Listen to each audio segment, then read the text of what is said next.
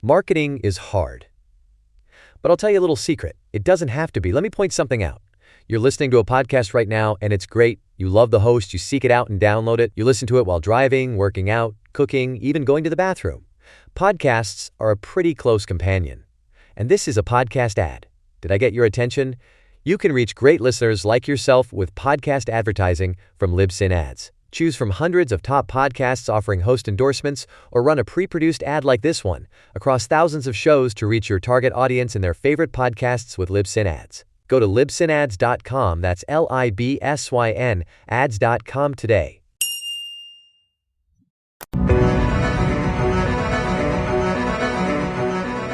Dearest fantasy readers, welcome to the Dear Fantasy Reader podcast, where two best friends, Hannah and Karen, travel through the pages of our favorite romantasy novels. Join us as we take flight into the world of the Empyrean series, diving deep into the chapters, exploring characters, scenes, theories, foreshadowing, and more, taking what we've learned from the second book, Iron Flame, to reread and re-experience the first. With that content warning and spoiler alert, we will be covering anything and everything Empyrean series to this date and any content Rebecca Yarros has given us. Also, due to the nature of these books, this podcast is rated R in content and in language. As Rebecca Yarros says, readers who may be sensitive to these elements, please take note and prepare to enter Basgiath War College. Jumping right into our summary report of chapters 32 and 33 from our personal scribe informant, Karen.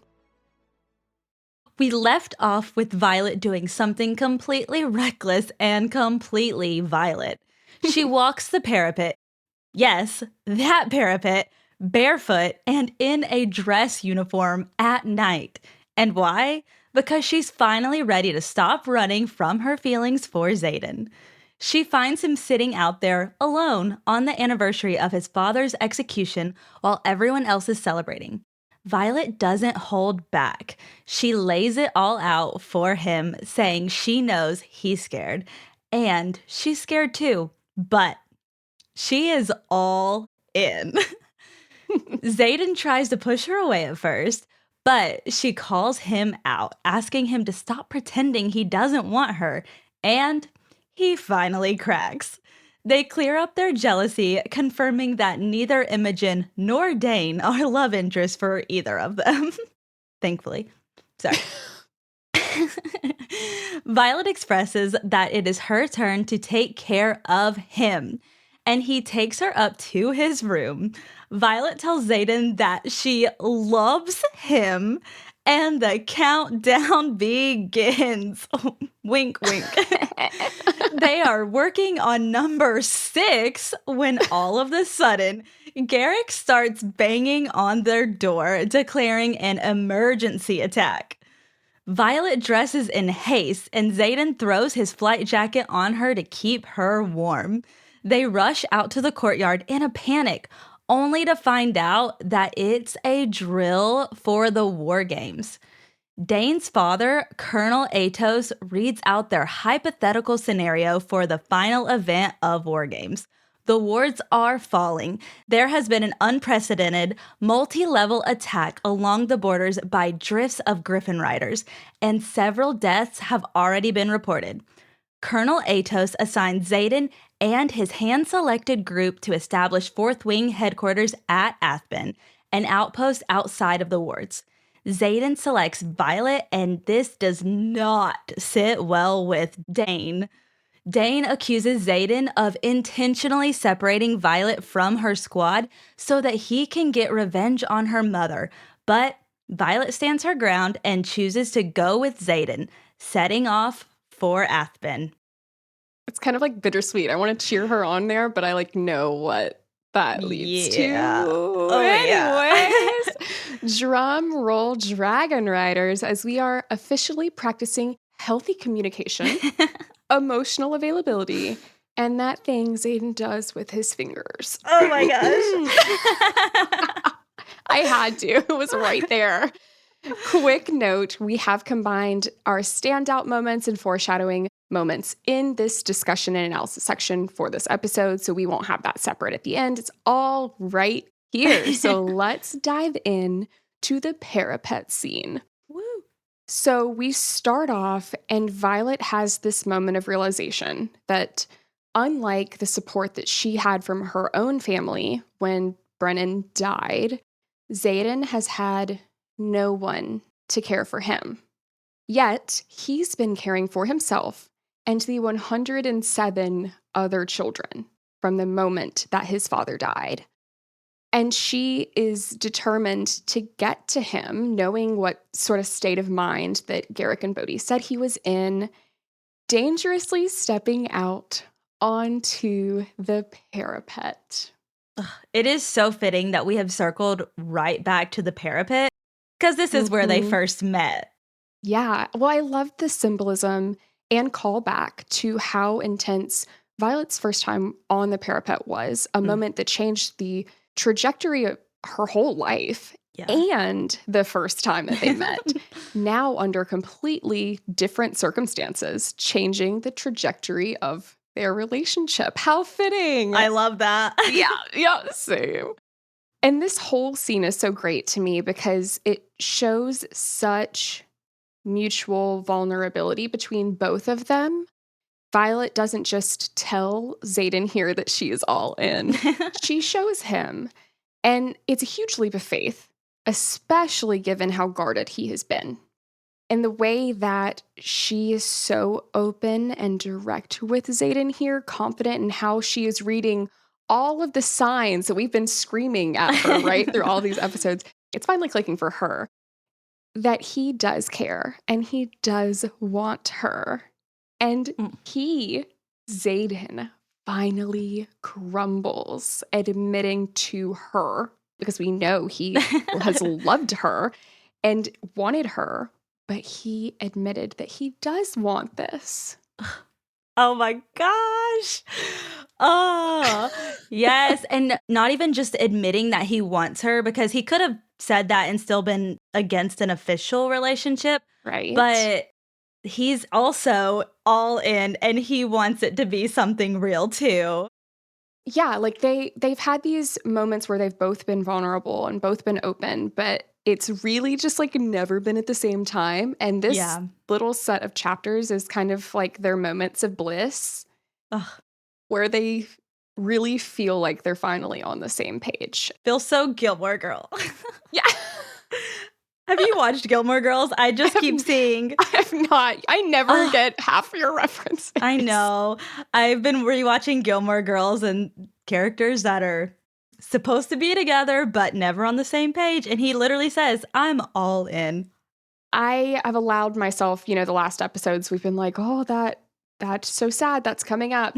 Part of me, I'm sure I do that a little bit for the second chapter portion of this episode, but a lot of me just like wishes we could revel in Xaden and Violet finally being at this point.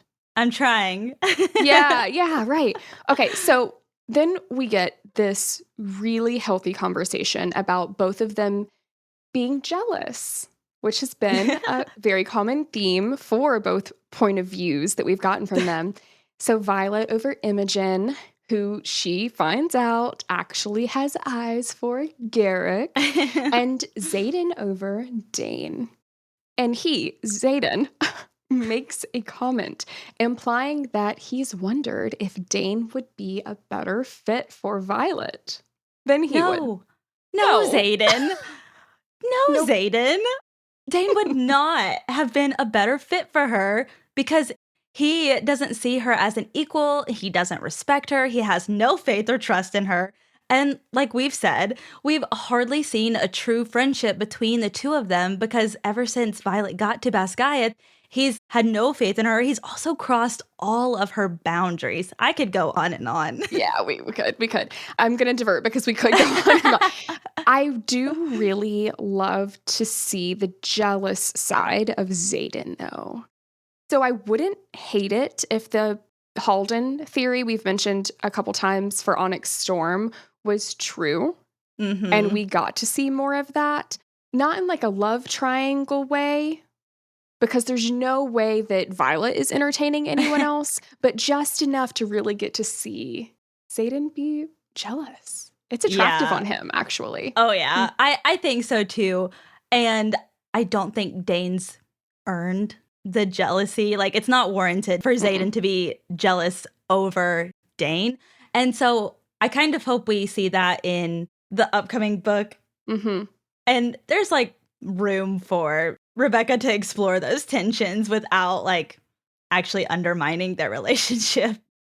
I was wondering when I read the part where Xaden said he was jealous of Dane, I was like, what is, where, why, how? He knows that they've been best friends since childhood. So Dane is always going to know a part of Violet that he never got to. I think that's one part of it. I think also he is so concerned over being a part of this revolution that you know, us readers and Violet don't know about just yet, and is thinking like what it would make her life easiest, smoothest, whatever. Yeah. And I could see Dane providing that. He doesn't have the marked one who's going to mess up her reputation. I'm not defending it. Yeah. I still think it's bonkers. Because like, clearly we are always going to say that we think Dane would never match. I don't think that Dane would have provided her an easy life, though, either, because then she would have been on the wrong side of... I never think he thought it through enough. Like, I think he just always wondered if that just would be not necessarily what's best for her. Because I don't think Xaden thinks the same way about what would be best for Violet like Dane does. And he also sees the way he treats her. Like, Xaden's, I'm thinking like the irrational side of Xaden could question all of the things that Dane is that he's not. Yeah. Which are never going to match up. But I could see where he would feel that way. And no wonder they have like all this aggression for each other. Like that one scene in whenever they were at the table with Mira and someone said, you just want to measure here? Right. And well, and jealousy is not always rational, right? Right. But a little jealousy in a book specifically can be fun. And that's my point. In a book, specifically. In a book. Now, this is quite a bit of a whiplash topic, but shame on Rebecca. Shame on her for these Liam references, man. Having Xaden say, quote, Liam will be here next year to make sure you're not doing asinine things was hard enough to hear, knowing what's coming. But then Violet saying, you're going to love getting his letters, knowing damn well Rebecca was about to kill him the very next day. That's so cruel. That's so cruel. It hurts so much more now that we know what's coming. We're trying not to focus too much on it, but we can't. There's no way. It's foreshadowing, right? Right. Like, there's our moments you have to touch on. It just fucking sucks. Oh my gosh. And we talked briefly about it last episode, but it's almost like Rebecca's giving us these little happy moments with Liam so that it will hurt us that much more and just twist the knife. And it is, because she said she wrote him, like, this was his purpose, was to be the twist of the knife. And that just, moving on. Rude. Whiplash again. Violet has Xaden take her to his room, and we get this callback from Violet as they're going up the stairs where she references her first day when Dane took her up to his room, and she was scared because the stairs didn't have a railing. We get a funny jealous moment from Xaden over it, but also, again, love the symbolism in how far Violet has come since that day. Yeah, and we just said it. We just said it was like full circle with the parapet, but I also love that brought back the staircase, and these were two things that terrified her. And again, she's going to another man's room, but now it's the right man's room. Right. Well, and if you think about like the trajectory when we first read this book, like you're almost, you're thrown right into the parapet, and then right after you're going up to this, like what we think is a love interest room. And it's just like this book could have went a totally different direction. Yeah. And I think that is super symbolic in both of those full circle moments, right? And she's Wow. realizing that. Like, she's walking up with the person who the first time she was on the parapet was planning to kill her, right? And then the symbolism of actually what this night means and how it wasn't Xaden that put her in danger, it was Dane. Wow. Like, that whole flip of that, yeah, no, that's... I was just imagining this story if she had made different decisions here. Crazy. I don't think I'd like the book. Well, I wouldn't like the book if she went with Dane, but then maybe Dane wouldn't have been as terrible of a person. Like, Yeah. Rebecca has said that there wouldn't be Fourth Wing without Xaden. Right. And she even hinted that there wouldn't be a series without Xaden, so I'm just going to leave that one there. So they get into Xaden's very large and seemingly quite organized room, and I'd like to take a moment to appreciate healthy communication and boundaries. This first happened on the parapet when Violet is asking Xaden to come with her, and he explains that he's in no place to take care of anyone tonight. And then again here, when he tells her he doesn't want to talk about it, thinking that that's what she wants from him, when really she was just trying to take off his shoes and take care of him. This is my favorite kind of miscommunication or misunderstanding, because Violet gets to tell him, now I take care of you. And you can see just how taken aback Xaden is by this, because it's something so foreign, which just makes my heart ache and melt for him. It is such a vulnerable moment for him because, yeah, he's not used to being taken care of. And No. you can just see how meaningful it was for him that Violet was willing to be that person for him. Mhm. It's such a great example of how their relationship is becoming more balanced and they're not just equals in power, but also like in their emotions too. They do establish a really good foundation right here where it's like, it's balanced for a second. and maybe there's hope. That TikTok sound, did you know you have 30 minutes? 30 minutes? Oh no. Because that just makes me think of Liam. I mean, here, let's not focus on Liam. Did you know you have 30 minutes? Oh no. 30, Okay. 30. That's awful. Oh. Okay.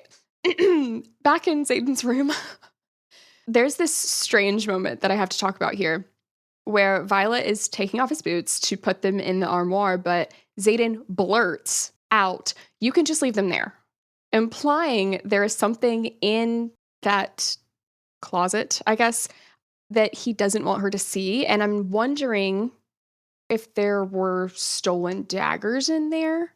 But that seems like such a dumb hiding place. Yeah. So I guess it could just be him not wanting her to go through like the trouble of putting his shoes up. Like, it just be explained away. Yeah. I think it would be a dumb hiding place, but Right. maybe he has it some kind of like spell or something to where, or charmed or Warded. That's what I was going to say. I guess that would make sense because he was supposed to do a run to the Flyers in Athben, not that following day, but the day after. So maybe he has gotten them. It just seems like that would be silly place to put it, I guess. But honestly, it could just have been a way for Rebecca to foreshadow how many secrets Xaden has hiding in his closet. Yeah. Right? Because it's all about to come out. Not all Yeah. that, but. Whichever one it is, it's definitely felt a little bit like a red flag. That's weird. Oh my gosh. But he's usually so calm, cool, and collected. But the way he panicked over something simple like this, it just makes me think that there was something significant hidden in there. So you go back to the daggers? Yeah, I think that's what it makes me think. And I'm dying to know if that's true or not, but I don't know that we'll ever really get confirmation outside of if we get a POV from that chapter. I think the safest thing, if it is something, is it was daggers. Yeah. Now, in this little stretch, okay, first of all, Xaden in general has such romantic lines, always. but especially here, saying he doesn't deserve Violet, but he's going to keep her all the same. Swoon. Oh my gosh. But Violet then follows it up with good, because I think I'm in love with you. Let's fucking go. It's finally. Now, Xaden's eyes tense and his arms tighten around her. His reaction here, and the whole scene, really, takes on an even deeper meaning knowing that he has been in love with her. And Violet really steps up to the plate in this moment, bravely telling him that she is actually wildly in love with him. Oh my gosh. My heart cannot take it. It can't. This is one of the most vulnerable moments we have seen from Violet. And she's always been brave, right? She's been brave in battles. And now she is like here and she's risking emotional pain. And I feel like that's just really huge for her. Yeah. And then Xaden's response when he pulls her close with an intense and passionate kiss. Oh, it's like he's pouring all of his unspoken feelings that we know into the kiss. Right. Well, and it is. And I get why he didn't say it back there, right? Like, I think that was like an unspoken thing, right?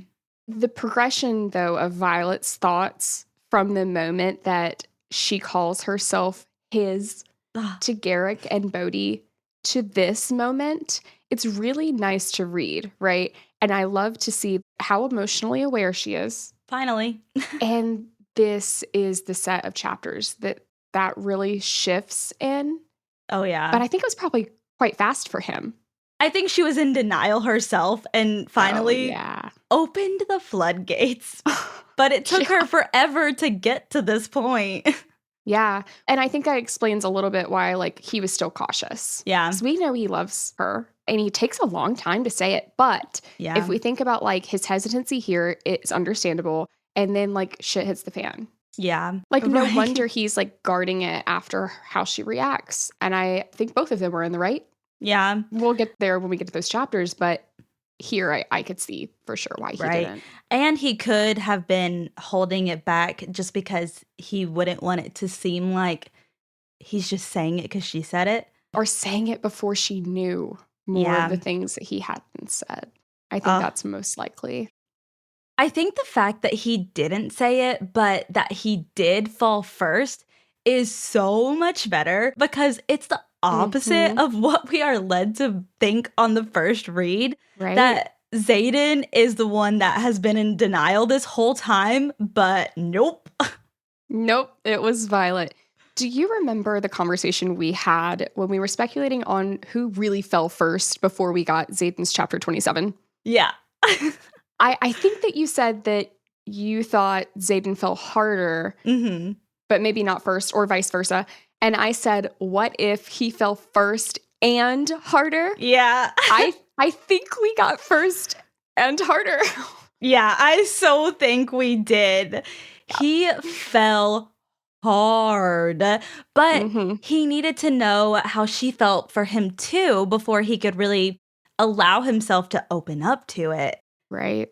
He still has reasonable reservations being a leader of the revolution and all. And he says himself that he needs Violet. He's never needed anyone before.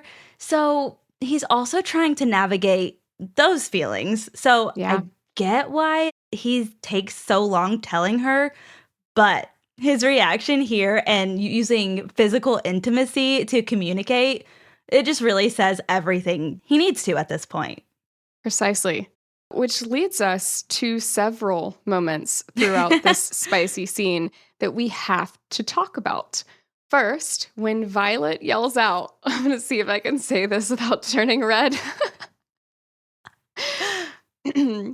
Oh, gods. And Xaden says, which one are you calling out for? Because it's just you and me in this room, Vi, and I don't share. Okay. Slowly turning purple over here. But I'm not done because it gets better. Violet says you, and Xaden says, I appreciate the elevation to deity, but my name will do. Oh my gosh. Are you kidding me? I can't breathe. I just want to know, like, Rebecca, how did you come up with that? Oh my gosh. It's so good. Right. And when I first read this, I was blushing and just giggling to myself. I can't get through one. Even I know it's coming. I'm literally like turning. It's hot in here. Take my sweater off. Oh my gosh. It's so good, though. It's so like, good. Did that just like pop into her head in the middle of the night? Like, girl. I kind of don't want to know the inspiration for it. Fair. I am curious because that's so good. The whole little. I will say, during this entire scene, I kept hearing the lyrics, "You did a number on me, but honestly, baby, who's counting?" Oh, yeah. From So It Goes by Taylor Swift, if you don't know. Because Violet is teasingly counting down the minutes it takes for him to undress her armor, and Xaden counts other things. No, that's the perfect song for this chapter. Oh, yeah. I could, playing like 1, 2, 1, 2, 3. Honestly, the whole song in general just is very fitting for them. It's going to be on repeat. And then the mind reading moment. Violet thinks to herself, and it's, to be very clear, not italicized like it would be if she sent it through their bond. It's not. Okay. Quote, I'm not going to survive this. I'm going to die right here in this bed. And Xaden says to her out loud, also not italicized, but in quotation marks, then I'm going to die with you. And this is not an editing error, because Violet then thinks, I'm so far gone, I didn't even realize I said the words out loud. She didn't. No! That is not an intention, first of all. That is 100% him reading her exact thoughts, which has been confirmed, right, by Rebecca Yarros in her London Q&A, where she said that, yes, Xaden can hear some of Violet's spicy thoughts about him. This is one of them. Yeah. I was so confused when I first read it, but just chalked it up to her not understanding their bond capabilities or something. Right. But now that we know he's an intrinsic, it's so obvious. It's so obvious. And both you and I went straight into Iron Flame. So, like, I didn't have a chance to reread. I feel like that would have been a big theory of mine had I not gone back to back. But then I'm actually really glad that I didn't have time to go back in it because it was so flooring for me later. But yeah, no, this was glaringly obvious. Oh, yeah. And I don't know how Rebecca got away with that and shocked us all. We're going to talk about this in our next couple episodes, which I guess we only have a couple till we're done. But we talk about how there's so many more hints at him being an intrinsic. Right. Toward the end of the book, it's like, girl, you were spelling it out for us. Right. And how many times has this happened now where she literally says, I didn't know I said that out loud? I think this is the first time. Oh. Yeah, I think this is the first time in Fourth Wing that she says. I think it happened earlier in the book. Oh, maybe. We have to go back. But I'm pretty certain that that's the. You might be thinking of Closer, where she'll say, like, it's as if he can read my thoughts. Yeah. But I think this is the first time that she says, I didn't realize I said that out loud. We'll have to check because I think there was one before they were even like ever intimate or anything where she doesn't realize she said something out loud. It might be in my mind. Interesting. All right. Next notable moment, when Xaden says, I fucking love your hair. If you ever want to bring me to my knees or win an argument, just let it down. I'll get the point. I love that this is like a sexy way that gives Violet some control. Some symbolic way to break through his walls, and there are many of them, right? Right. It's sort of like a truce bid. When you're in an argument, or a tense moment with your spouse and someone tries to make like a lighthearted joke, or I've seen some TikToks where someone will go put on like a goofy hat or something that like breaks the tension, but in a way that's like healthy, not like for the sake of not letting your partner express their feelings or anything like that. Right. Everyone needs a good break from high tensions when it's appropriate. And there's just also something about how much he loves her hair that is so hot. Yeah, I don't know how to put my finger on it, but I really love his obsession with her hair. Now, there's something about the part where Violet says, and this is just like how it's not necessarily her thoughts that are funny, it's how it's structured on the actual page that just makes me cackle every time. So it goes from her saying, yeah, let's go for 3. And then the very next line, which is the next paragraph down, it starts, we're going for 5. And it kills me every time reading that because that's funny. It was very ambitious for them, but I love it for them. Same, you go, girl. Oh my God, I'm like turning red over here. Okay. So in the midst of all of this, Violet compliments Xaden's relic. And Xaden explains that he used to think of it as a curse, but now sees it as a gift. And he doesn't get to explain further because Garrick starts banging on the door. But what he's referring to here is how their relic provides protection from Melgren's signet and how that has allowed them to supply daggers and support the revolution right under Melgren's nose. It's a great point. And I have 2 thoughts on it. And one is that I love that Violet is now able to see his relic as a thing of beauty because everyone else sees it and they are full of hate and have a lot of judgment towards them. And the second thing is I love that Xaden no longer sees it as a curse and how he realizes that without it, he wouldn't have been able to help countless people. Yeah, well, and this line was also foreshadowing how they got it, right? Because Liam's mom, Colonel Mari, imbued a rune to protect the children. So it was actually a gift, right? Though I could see how it would feel like a curse to now be a walking billboard for the rebellion, essentially. Yeah, 100%. They can't escape that, right? Right. Then, back to Garrick's perfectly timed interruption. He tells them that they're under attack. Violet is frantically getting dressed, and Xaden, Mr. So worried about Violet's reputation, throws his jacket over her shoulders. Let's be clear. I loved this moment because to hell with our reputation. Let's fucking go. Neither one of these 2 were thinking about her reputation in this moment. Xaden was only thinking about Violet's health and didn't want her to get cold, which is so swoon-worthy. Yeah, it is. I will say I was convinced on my first read that this attack that we were thinking was real was the climax at the end of the book, right? That the rest of the book would be this battle that happens tonight, but we find out that this was just a drill and the start of the last war game, which I actually appreciate because it left me completely unprepared for all of the twists coming up. I'm gonna be honest, I don't think there was ever a point in this book that I was ever prepared for any of the twists and turns. But this was a clever way to like throw us off balance, just like how Violet was thrown off balance. Right. I definitely think that Rebecca did a great job of us as the readers feeling all of the emotions, like surprise, betrayal, confusion, grief. Like we feel it with her, and I'm really glad she's writing it from that perspective instead of like giving us all of Xaden's secrets and then like watching Violet squander with it. Because then her thoughts and her feelings in the moment actually make a lot more sense to us. Right. So we can understand her perspective a little bit more. Yeah, and we've talked about how Violet is an unreliable narrator because of how little she knows.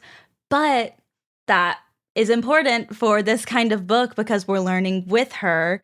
Right. So exactly. If we knew everything to begin with and we're seeing somebody find out, I don't think it'd be interesting. And I think we would also get angry at how much was kept from her in that perspective too, because we already had all the information. It was important we found out with her. Yeah, 100%. Yeah.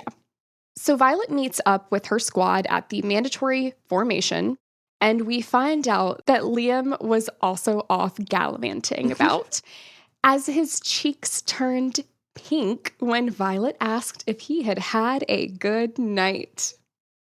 With who?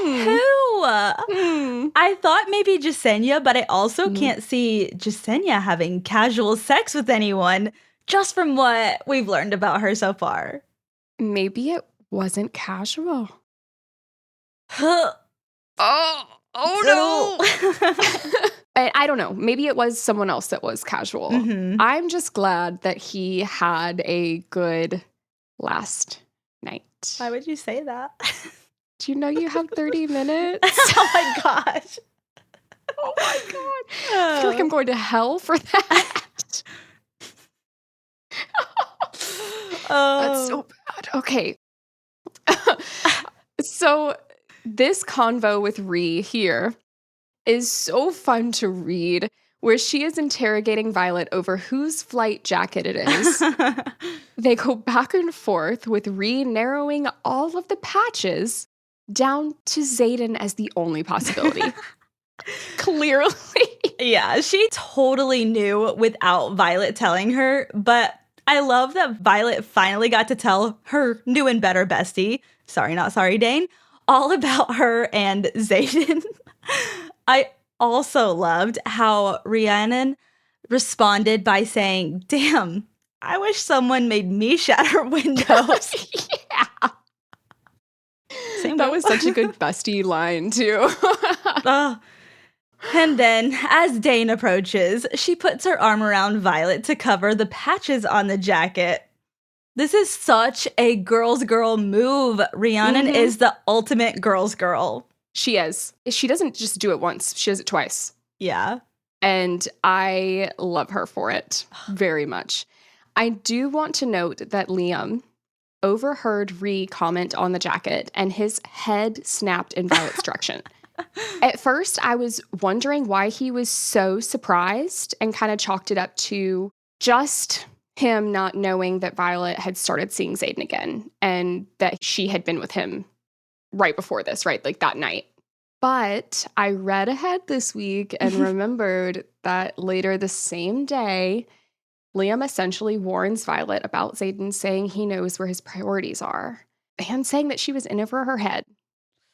So, as much as I think Liam was playfully supportive of a situationship before, I think he became very concerned for Violet when he realized it was serious enough that she was wearing Xaden's flight jacket out in front of the entire quadrant. Sounds like our perfect little Liam. He cares a lot about Violet, and I think that he has the farsight, wink wink, to see how wearing Xaden's jacket could affect Violet and, honestly, Xaden. Yeah, well, and what he's saying there is he knows how much Xaden hasn't told Violet yet, right? He knows about the scars on his back. He knows about the revolution. He knows they are bonded to bonded dragons and how messy this could get very quickly. All of those concerns are like extremely reasonable. Yeah. And it just shows that Liam is a real friend. I really wanted to emphasize how much more sense this Liam reaction made here with that context. Right. So then Colonel Atos relays the structure of the final event of War Games, all squads getting to choose the outpost they will reinforce, but wing leaders are assigned, though allowed to select who in their wing they'd like to take with them. We know now that Colonel Atos did this intentionally to send Xaden and the marked ones he was sure to take with him to their death. Because Colonel Atos found out from Dane that Xaden was running secret missions in Athben. We get so much foreshadowing here, as Violet describes Colonel Atos glancing over toward their squad, likely Dane, before turning to Xaden and something about the way Colonel Atos' smile slips makes the hair rise on the back of Violet's neck.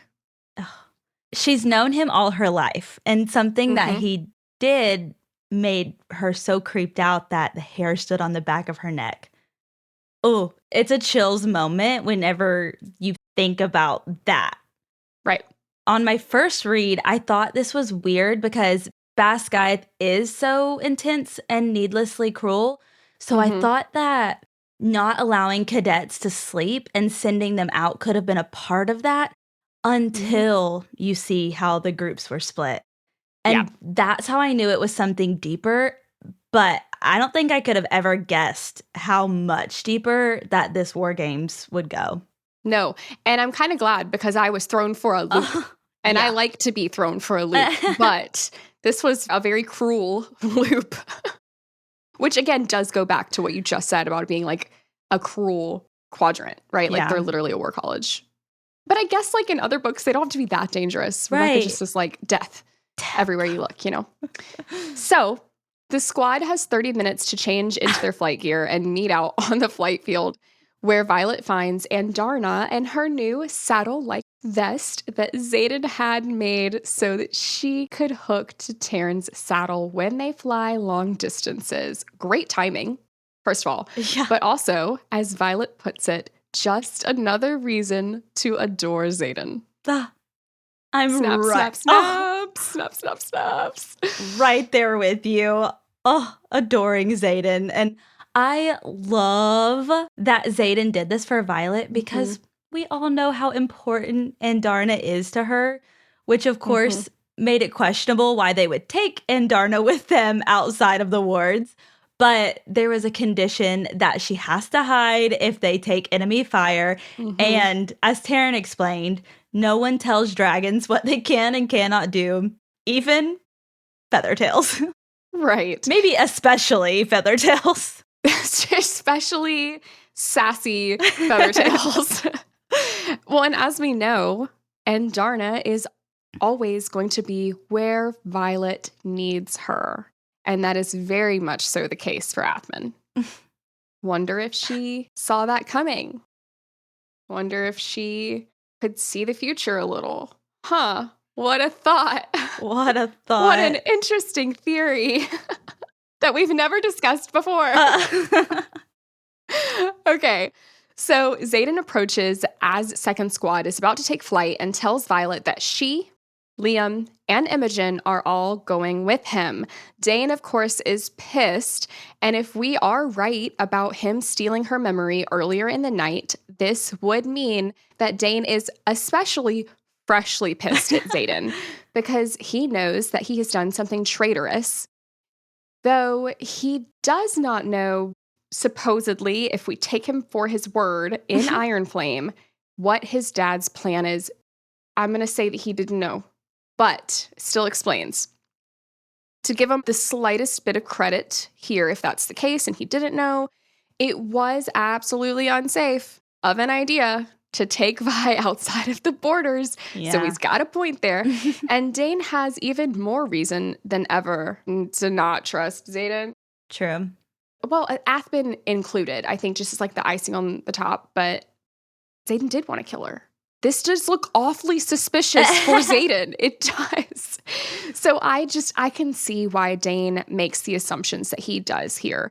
Thinking a traitor would use this opportunity to take out the general's daughter, right? Fair. But I think that he should have stopped when Violet told him to. Yeah. Especially because he doesn't know that Xaden would protect Violet for more than just his own life like we do. I think it's important to note, because the comparisons are just there to be made, Dane didn't stop when Violet asked him to, but Xaden did. And that's my main beef with Dane, among many other things that I have gone into detail at length in this whole entire podcast. But at no point in this book so far does he seem to understand or respect Violet's boundaries. Right. It's so much less about the memory stealing for me. I personally actually do not fault him for that. Yeah. it's everything else around it. Finally, Dane realizes that Violet and Xaden are a thing when Xaden's gaze softens as he looks over at her when she asked him to stop arguing with Dane. I would be lying if I said that I didn't find satisfaction in this. But oddly enough, this read, this time, I felt the smallest bit of sympathy for Dane. I did not feel any sympathy for Dane because I am Dane's #1 hater. But also, how is he surprised by any of this? He had heard rumors about Xaden and Violet, and he chose to ignore them. So he was just truly living in his delusion. I also think I would have felt more sympathy for him if him and Violet did interact like better friends, or if he had been more supportive this entire time, or if Violet had actually led him on. But she didn't, so I struggle with feeling any sympathy for him. I think he's probably just really confused. Yeah. Like, from his perspective, he was tasked with protecting Violet from Mira over, that's wanted to kill her and has very valid reason for wanting that. Yeah. He's been poisoned by the propaganda, right? Like, of all people, Mr. Codex. What I don't understand is him not seeing things like in Montserrat at the table with like how flirty they were. It's those moments. It's like, I know we don't see a lot off page, but come on, you had to have seen something. The only thing I can think is it had been a month and a half since really they had done much interacting in person. And so he was just like, it's been so long. Maybe Xaden was like fucking with me back then because he knows I have feelings for her. Like, I see it better from his perspective, this read, because I have convinced myself he didn't know Violet. Yeah. Even so, she wasn't leading him on. Right. No, and I never thought that was a part of it. I didn't ever think that she had led him on. Even, I think she was very clear when they squashed everything earlier in, but I think he still had hope, right? Like, it's the classic in love forever with your best friend kind of thing. Which does lead to my next point. This whole scene really makes it seem like Dane knew that his father was sending him to their deaths, right? So, especially the "I will miss you" line, which Xaden even brings up as like evidence, basically, to convince Violet that he must have stolen her memory, which he was right, but according to Dane later, not about this line. It looks really bad on Dane, but if we take his word in Iron Flame, and I do because Rebecca defends him tooth and nail, right? He had no idea about this and was saying, "I'll miss you," because Violet was choosing Xaden. He was trying to say goodbye to any chance of a romantic relationship, is what he tells us in Iron Flame. And I think that's got to be hard for anyone, even someone who I don't particularly like. Yeah. We do have to take him at his word because what Rebecca has told us. It is really tough, though, because, like you said, him saying that he will miss her really feels suspicious. Yeah, it feels like he's sending her to her death. But even though we have to take Rebecca defending him and his words, I still feel like he knew something was going to happen, even though he says that he didn't know. Well, he definitely seemed to fully believe that Xaden was going to get Violet killed outside of the wards. Yeah. So, maybe he still thought she was going to die, but not necessarily because of his father. Yeah, makes sense. I do want to say I loved Violet's choice to go with Xaden was rooted in trust. Like, this wasn't about rebelling against Dane or proving a point. It was about her following her instincts and aligning herself with the person who's been most honest with her consistently, even when it hurt. Exactly. She's not following Xaden blindly. Right. She's doing it because... Well, maybe a little, because she doesn't know, but not necessarily with the context and information she has, right? Yeah. She's doing it because she understands him now to the extent that she can. Right. And her choice feels earned. And it's a huge step for their relationship and for her life. Yeah, I think that's important because it also sets up for how betrayed she feels when she's like, I chose you. I chose this path. Later on in the day, when she's faced with this betrayal, like, she said she knew her life was, like, she emphasizes this in the last lines, where she acknowledges the symbolism of Xaden and Dane walking in opposite directions, knowing that she just made a choice that would be so much more impactful than, like, which squad to join for war games. She even thinks, my life is about to change forever. And she's right, because this is where the shit hits the fan. And later she's like, all of a sudden realizing, she thinks for like a couple minutes, that she made the wrong choice. She still made the right one. But this whole like flipping, like this whole end of the book is so good. Ugh, it is. But there was a moment from Xaden that gave me pause on this read. Violet said it seemed like he wanted to say more to her before they left for Aspen. So what do you think that was? I was going to bring this up, so thank you for saying that. I think he was contemplating telling her about the Venin, the possibility of them, because they're going outside the wards, right? Like, otherwise she never has to worry about it. He doesn't have to say it until he thinks that that's a possibility, but he's probably thinking like it's just a regular war game and that they weren't being set up to die, though I'm really, really surprised that Xaden couldn't see this coming. Like, I'm very curious about that. Okay. But especially as Imogen explains in the coming chapters, Venin never come this far west. That's their perspective. That's the information that they know at the time. So he really didn't expect Violet to find out. Like, he thought he had more time. And I really think that he was going to say more in that moment, especially because he said right before, thank you for trusting me. And Violet says, always. So I think that he wanted to tell her more here because she'd prompted that, right? Like, imagine you say that to someone, you're hiding so many secrets and they're like, always. And you're like, probably feeling guilty. Yeah. For how much. So I wonder if he wanted to give her a little more information and then just didn't want to risk Dane touching her face. Finding out. Yeah. Which we see the danger of him telling things to her, like literally in the next chapters. So yeah. It's not wrong. But yeah, that's how I read it. It's had to have been so hard to be Xaden in that situation and just been like, yeah, always. Yeah. Except for maybe not always.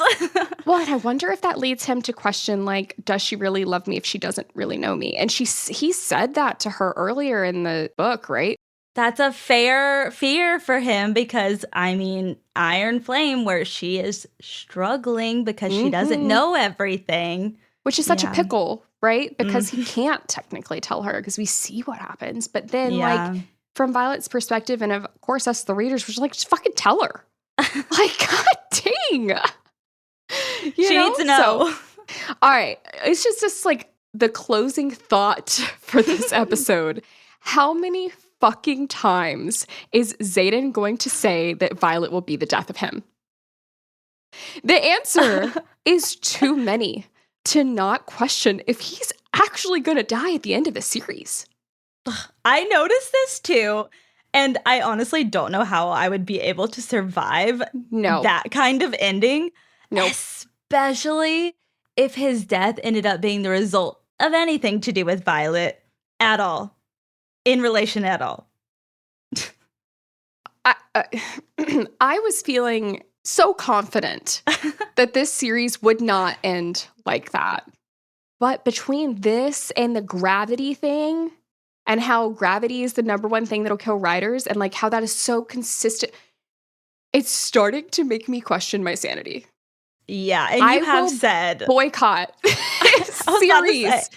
If that like, I only ever want to read Happily Ever Afters. I was about to say that. Touch a fucking book if it's not a Happily Ever After, because I can't. I know I've said it before. Like, my mental health can't take it.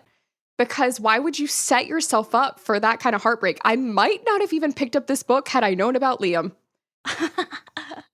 All right, time to head on over to the Healer's Quadrant to get a temperature check on our characters' favorite moments and quotes. So, who was your hot this week? Xaden and Ree. So for the reasons of Xaden really opening up emotionally, snap, snap, snaps, and then Ree being a great friend and such a girl's girl as always. Yeah, I had the exact same ones as you did. That's interesting because we both have the same knot, and that is Colonel Atos. Yeah, who else could have been a knot? Dane is not a knot for me this week. Not I'm really as bad surprised as you just said that. I feel like I just caught you doing something wrong. You didn't put Dane. I'm so impressed. I obviously don't like him, but he wasn't worse than his dad. But for the memory stealing thing, and then I don't blame you for that. So yeah, I think we've fleshed that one out pretty well. But yeah, I'm proud of you. Progress, Karen. Woo, woo. Okay, don't get used to it. I know. Favorite moments. Mine this week is two of them. Xaden's reaction to Vi saying, "Now I take care of you." My heart just can't. And then Ree being the girl's girl and covering the patches on Vi's jacket so Dane wouldn't see not once but twice. That's a friend. That is the friend we all need right there. Such a good moment. It's one of my favorites too. And my other one was Violet finally admitting that she is in love with Xaden and them actually deciding to be together. Yep. In this bliss moment, right? Like, this is like our only little stretch 30 here. minutes. Yeah, we got 30 minutes of that. Maybe not even that long. All right. Favorite quotes. I've got two of them. All right. Well, first of all, let me just go ahead and get the first one out of the way. I already said it to you guys, but you're going to hear it again. Which one are you calling out for? Because it's just you and me in this room, Vi, and I don't share. And then I appreciate the elevation to deity, but my name will do. Let's fucking go. Oh my gosh. So good. Okay. And then I don't deserve you, but I'm going to keep you all the same. You picked such a spicy one and then such a sweet one. He is a complex human being. Yeah. Shadow Daddy. Shadow Daddy. Mine was also a Xaden quote, and it was, "Though I do think we're going to have to work on the fireworks show or people are always going to know what we are doing." That makes me wonder if Dane heard those rumors. Because doesn't Violet respond to that quote and say something like, "I think that they already know, like, based on what happened last time"? Doesn't she say something like that? I bet that's where the rumors are. So how would he not? Anyways. Delusion. Delusion. Did you hear about the girl who lives in delusion? That's Dane. That's a song for Dane. Okay. Now let's stop by the Scribe Quadrant for our epigraph analysis, starting with chapter 32. As for the 107 innocents, the children of the executed officers, they now carry what shall be known as the rebellion relic, transferred by the dragon who carried out the king's justice. And to show the mercy of our great king, they will all be conscripted into the prestigious Riders' Quadrant at Bezgaeth, so they may prove their loyalty to our kingdom with their service or with their death. Addendum 4.2, the Treaty of Arisha. So we've spoken about how Xaden has made it sound like he initiated the deal idea, vouching for the marked ones to live and join the Riders' Quadrant as opposed to them being executed. This epigraph implies it was the king's final say, which makes sense. I still think it was Xaden's initial idea and that they worded it as such to favor the king, much like they worded it to sound like Melgren's dragon intentionally gave the marked ones their relic, when we know that is not true. And of course they would try to make the king sound better, you know? We're giving them the opportunity in the prestigious Riders' Quadrant as if literally they just didn't hope they all died and thought that a dragon would never bond with a marked one because of loyalty. Like, right. Okay. They couldn't have admitted that a child had this idea and they negotiated with and also child. No, they would never do that, right? Like, it was only ever going to be worded like this. Mm-hmm. It's just like we know how well it's painting them out to be is just so infuriating with how cruel. Right. It was that or death. that's not a great deal. No. It's like not a win-win for them. Death It's or only a death, win-win pretty for much. Navarre. Yeah. Ugh. Anyways. Chapter 33 says, the inability to control a powerful signet is just as dangerous to a writer and everyone in their vicinity as never manifesting one. Major Offendra's Guide to the Writer's Quadrant, Unauthorized Edition. This is pretty straightforward. The danger of never manifesting a signet is imploding.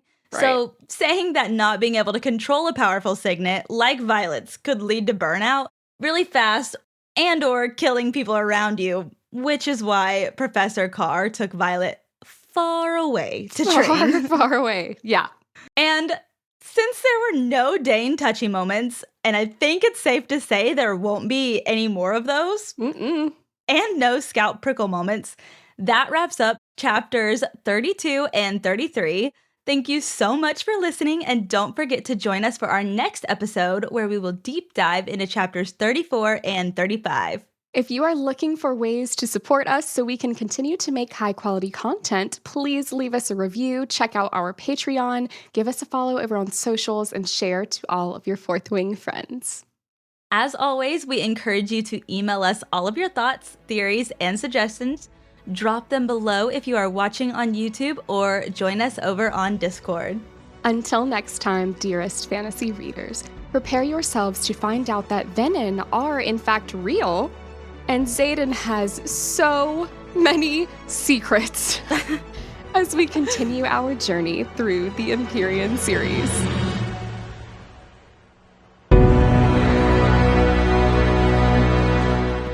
Major Offendra's Guide to the Writer's Quadrant, Unauthorized Edition. Can you say Major Offendra's again? Yes. Major Offend... No, apparently not. Hi, I'm Chris Gethard, and I'm very excited to tell you about Beautiful Anonymous, a podcast where I talk to random people on the phone. I tweet out a phone number, thousands of people try to call, I talk to one of them, they stay anonymous, I can't hang up, that's all the rules. I never know what's going to happen. We get serious ones. I've talked with meth dealers on their way to prison. I've talked to people who survived mass shootings. Crazy funny ones. I talked to a guy with a goose laugh, somebody who dresses up as a pirate on the weekends. I never know what's going to happen. It's a great show. Subscribe today, Beautiful Anonymous.